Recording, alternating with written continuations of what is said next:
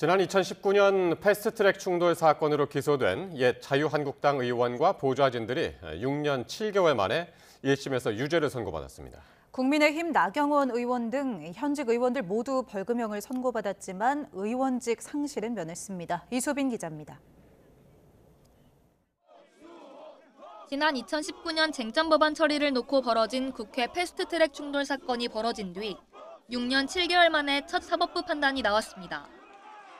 서울 남부지방법원은 당시 최입의 의원을 감금하고 국회 의원과 등을 점거한 혐의로 기소된 옛 자유한국당 의원과 보좌진들의 1심에서 피고인 모두에게 유죄를 선고했습니다.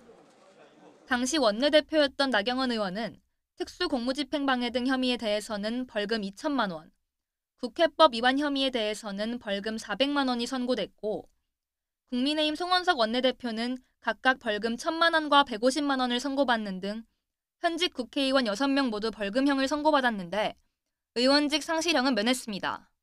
이들이 받는 특수공무집행방해 혐의는 금고 이상, 국회법 위반 혐의는 벌금 500만 원 이상 선고돼야 직을 잃는데 혐의별로 형이 따로 선고되면서 요건에 해당하지 않은 겁니다.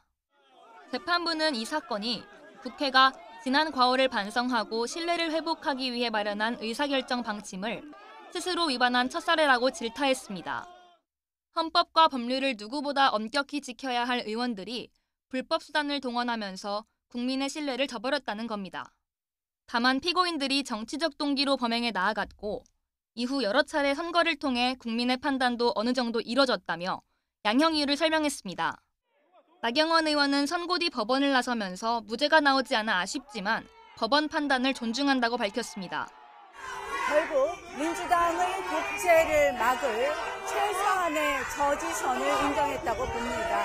그런 점에서 오늘의 판결은 의의 있다고 생각합니다. 혐의 사실 모두 유죄가 인정됐지만 형량이 구형에 못 미친 만큼 검찰은 판결 내용을 검토한 뒤 항소 여부를 결정할 전망입니다. YTN 이수빈입니다.